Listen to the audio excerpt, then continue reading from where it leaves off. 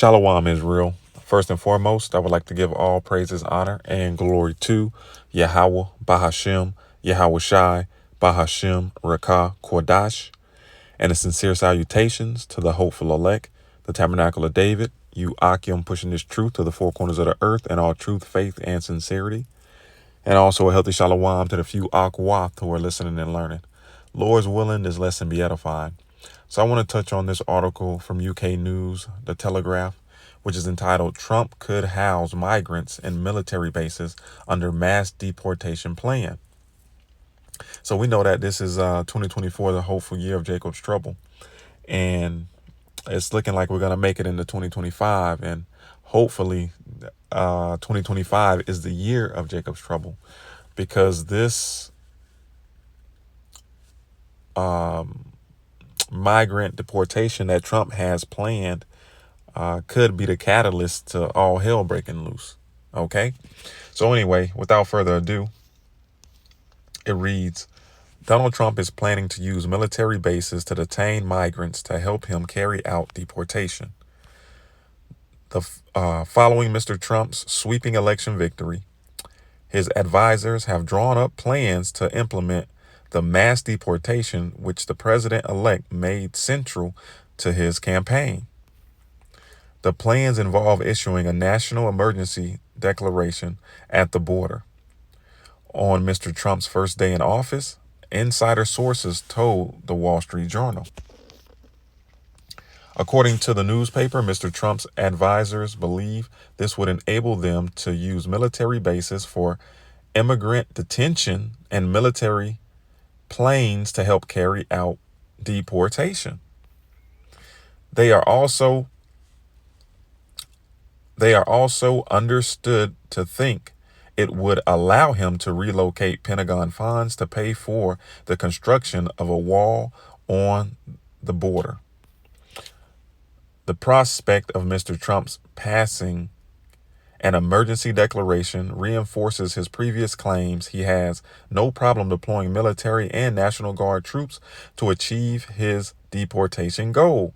Mr. Trump has vowed to carry out the largest mass deportation in history, aiming to remove an estimated 11 million people residing in the U.S. without legal status. Okay? It says, ask how he would pay for the move, which could cost a total of $968 billion, according to a report by research from the American Immigration Council. Mr. Trump said there was no price tag. All right. This man said ain't no price tag. We got to get these migrants out of here. Okay. It says, in one of his first interviews since winning office, Mr. Trump said, it's not a question of a price tag. It's not. Really. We have no choice. When people have killed and murdered, when drug lords have destroyed countries, and now they're going to go back to those countries because they're not staying here. To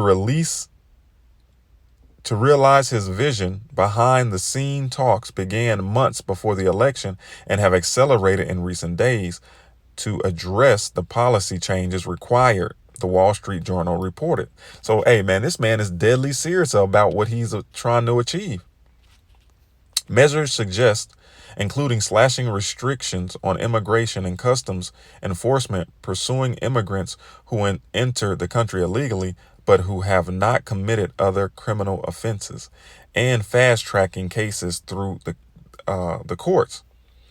Allies of President-elect told paper their primary focus is on the estimated 1.3 million illegal immigrants who have received final deportation orders and those with other criminal convictions or charges. Sources close to Mr. Trump said his transition team was also considering ending two programs introduced by Biden administration that have enabled more than 1.3 million immigrants to enter the U.S. Legally, making those who entered but have not yet received asylum eligible for deportation. Under the plans, migrants who arrived in the U.S. legally through Joe Biden's CBP 1 and CHNV parole program who have not yet been granted asylum could be deported Sources told NBC News.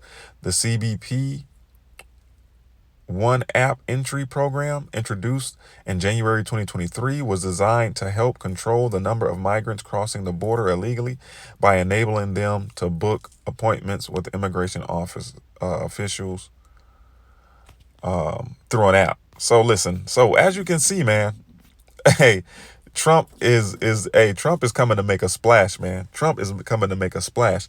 And just the thought of this man going through with these plans can definitely cause civil unrest.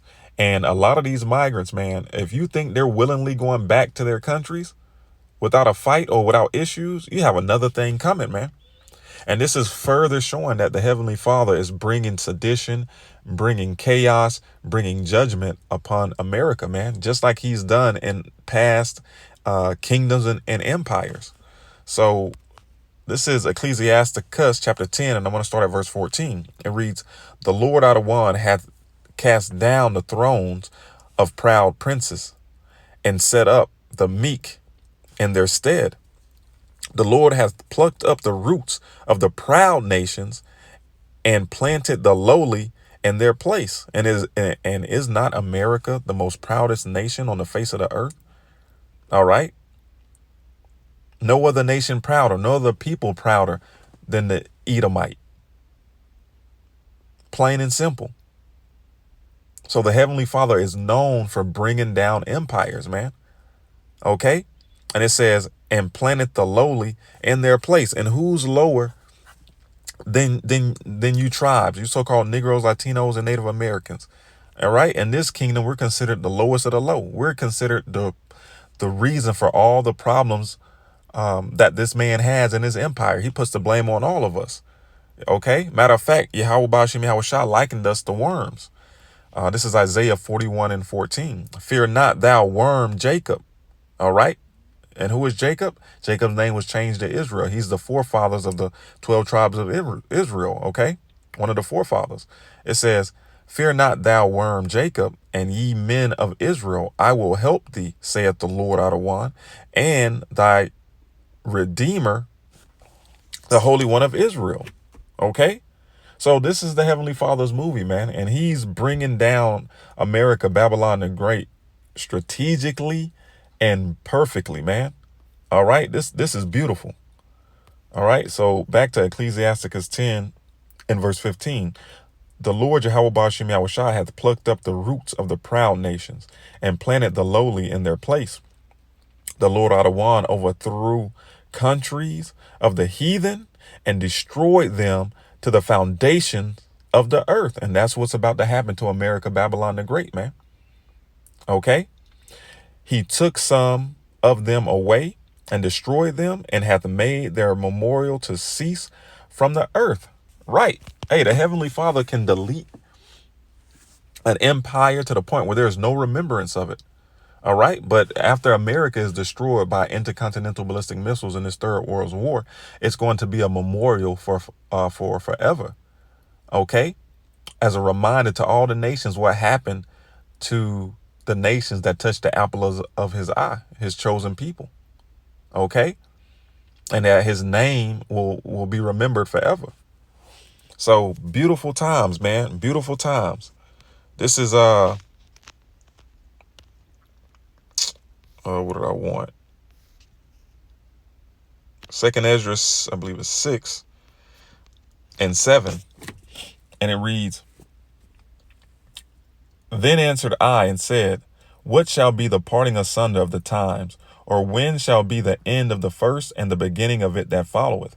And he said unto me, From Abraham unto Isaac, when Jacob and Esau were born of him, Jacob's hand held first the heel of Esau. For Esau is the end of the world, and Jacob is the beginning of it that followeth." Right. Esau is the end of the world. Okay. Meaning the end of an age, the end of a rulership. All right. Signifying the end of Esau, Edom, the so-called white man's empire, America, man. Okay. It is spiraling. Okay. At this point, It is spiraling, man. The Heavenly Father is working. He is working. From here, let's stay in 2nd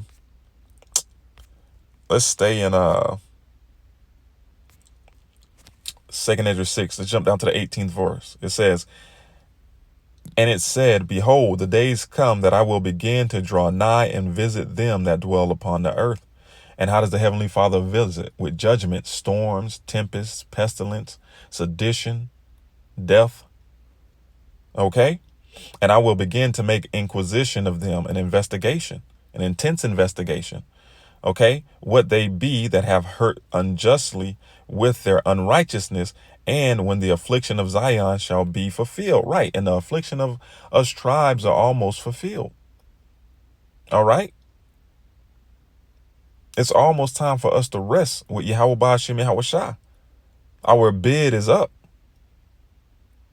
And you can see by all the things that the Heavenly Father is being made manifest on the earth before our eyes. Prophecy is screaming. We almost out of here. It says, and when the world that shall begin to vanish away shall perish, and this world is perishing. The powers that rule this earth, the nation that are in charge, these elite banking families, they're perishing. Their infrastructure is perishing. Their wicked ideologies and philosophies, their wine is perishing. This world, as we know it, is coming to an end. And righteousness is about to reign on the earth, man. And when the world that shall begin to vanish away shall be finished, then will I show these tokens. The book shall be open before the firmament, and they shall see all together. Right. And the book is open. The truth of these scriptures, the truth of the end. Okay. And what's about to take place.